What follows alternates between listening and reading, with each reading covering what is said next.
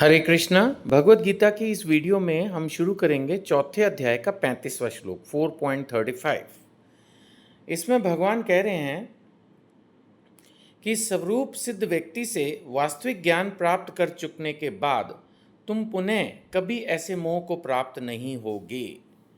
हमने पिछले श्लोक 4.34 में ये पढ़ा था कि भगवान कह रहे हैं कि आप गुरु के पास जाकर शिक्षा ज्ञान प्राप्त करो, विनीत भाव से प्रश्न करो, सेवा करो, क्योंकि उन्होंने सत्य के दर्शन किए हैं। अगले श्लोक में भगवान कह रहे हैं कि जब आप इस तरह से शिक्षा दीक्षा प्राप्त करोगे, जैसे होता है ना एक वेल ट्रेन्ड डॉक्टर, एक well trained engineer, well trained chartered accountant, कुछ भी एक बहुत पढ़ा लिखा व्यक्ति, तो उससे गलती नहीं होगी, हम ये मान के चल सकते हैं। भगवान भी यहाँ पर वही बात कर रहे हैं। उनका मानना है कि अगर हमने एक आध्यात्मिक गुरु से, एक वैष्णव गुरु से सिस्टमैटिक वे में शिक्षा ली है, विनीत भाव से जिज्ञासा की है, प्रश्न किए हैं, उनके जो लेक्चर्स हैं वो ध्यान से सुने हैं, उनकी इंस्ट्रक्शंस ध्यान से ली हैं, उनके द्वारा लिखी किताबें ध्यान से पढ़ी हैं, फिर कोई प्रॉब्लम नहीं आएगी। इसीलिए भगवान कह रहे हैं स्वरूप सिद्ध व्यक्ति से, यानी एक आध्यात्मिक गुरु से वास्तविक ज्ञान प्राप्त कर चुकने के बाद तुम्हें मोह को प्राप्त नहीं होगे। मोह क्या था याद होगा, जब बुद्धि कंफ्यूज हो जाती है, क्या करें क्या ना करें, और मन उस पर काबू करके उसको इंद्रिय तृप्ति की तरफ मोड़ देता है। तो भगवान आगे कह रहे हैं इस ज्ञान के द्वारा तुम देख सकोगे कि सभी जीव परमात्मा के अंश स्वरूप हैं, अर्थात वे सब मेरे हैं। तो जब हम आध्यात्मिक ज्ञान हासिल कर लेंगे तब हमें समझ में आएगा कि बेसिकली हर जीवात्मा में एक आत्मा है ना। जितने भी जीव हैं वो जीवित कैसे हैं? जीवित क्योंकि उनमें आत्मा है। जब आत्मा निकल गई तो वो एक मिट्टी का शरीर है, फिर चाहे वो कोई जानवर हो, पंछी हो, कीड़ा हो, मनुष्य हो, कोई भी हो, यहाँ तक कि देवता भी। तो अगर प्राण है, अगर आत्मा है शरीर के अंदर, तो ही वो जीवित है। और आध्यात्मिक ज्ञान प्राप्त करने के बाद हम समझ पाते हैं कि ये आत्मा परमात्मा का अंश है, यानी कि जो भगवान है उसी का अंश हर एक के अंदर है।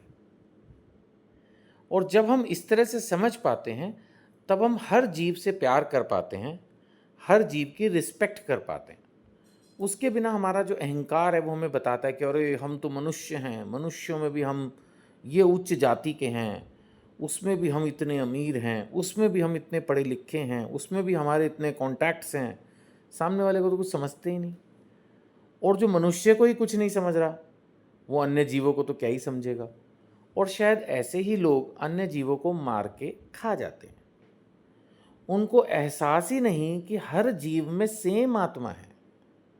ये मैं थोड़ा सा नॉनवेज के ऊपर ले गया कि नहीं खाना चाहिए। जब हम भगवत गीता पढ़ते हैं तो हमें इस बात पर विश्वास होता है कि हर जीव के अंदर सेम आत्मा है। जब सेम आत्मा है तो हम अन्य जीवों को मार के, काट के, पका के कैसे खा सकते हैं? नहीं करना चाहिए ना। जो भी कर रहा है उसको सॉफ्टली रिक्वेस्ट करनी चाहिए कि वो ऐसा ना करे। स्ट्रांगली बोलोगे तो वो अपोज करेगा आपकी बात को, आपसे घृणा करेगा या आपसे बात करना छोड़ देगा। बट हमारे मन में ये भाव होना चाहिए कि किसी तरह से हम इस बात को समझें।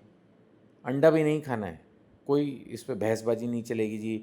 अंडा तो आजकल के जो अंडे होते हैं जी वो तो वेजिटेरियन अंडे होते हैं, ये सब कुछ नहीं है। ये मनोधर्म, अपने मन से कुछ भी।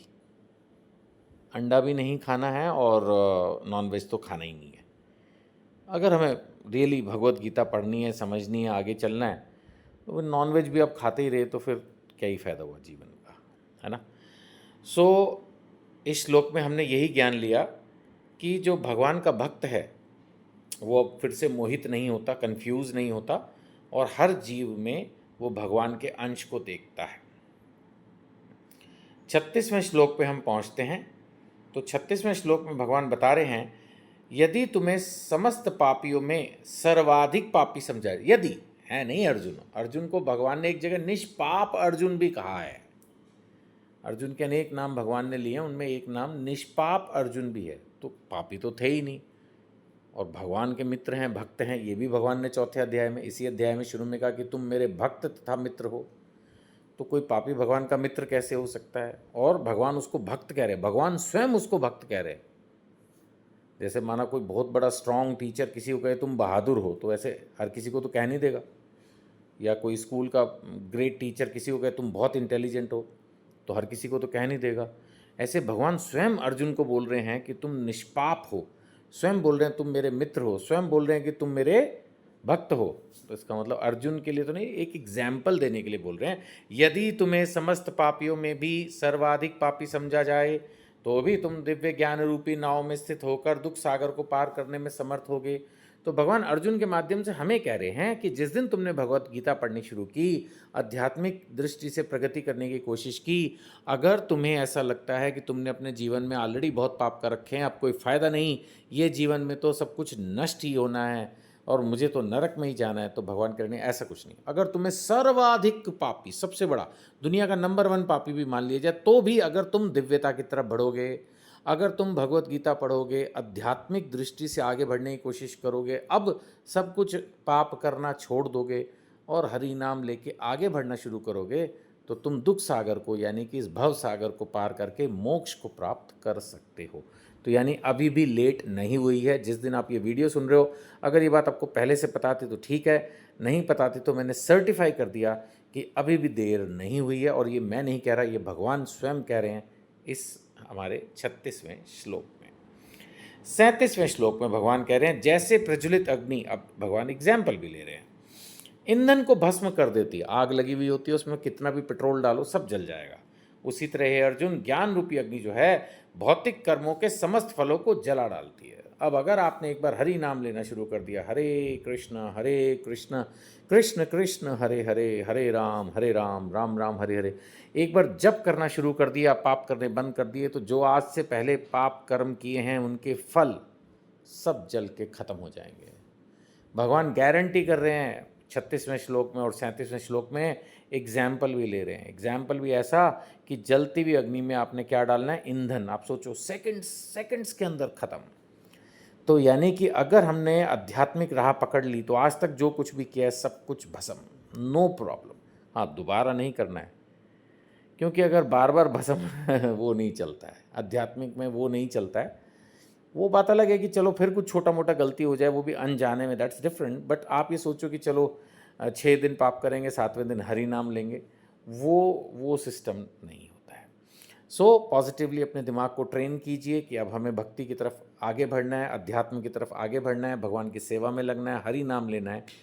तो आज से ही एक सक्षम दिमाग अपना बनाइए, बुद्धि बनाइए, मन को काबू में करने के लिए, इंद्रिय भोग से दूर निकलने के लिए आज से ही हरि नाम को अपनाइए और भगवान की शरण ग्रहण करके आगे बढ़ते जाइए। दूसरों को भी प्रेरित कीजिए, इस तरह की वीडियोज़ उनको फॉरवर्ड कीजिए, भगवत गीता खरीद के उनको गिफ्ट कीजिए, लोगों को प्रेरणा मिलेगी, वो भी इन सब किताबों को पढ़ेंगे, अपने जीवन को सुधारेंगे, मे बी नॉनवेज खाना छोड़ दें या और कोई अपने अंदर इम्प्रूवमेंट लाएँ। तो आपको इसका प्रयास जरूर करना चाहिए। हमसे जुड़ने के लिए, किसी भी प्रकार की सेवा में, प्रचार में हमारी हेल्प करने के लिए वीडियो पर नंबर दिया है, उस पर संपर्क करें, व्हाट्सएप से संपर्क करें। हरे कृष्णा।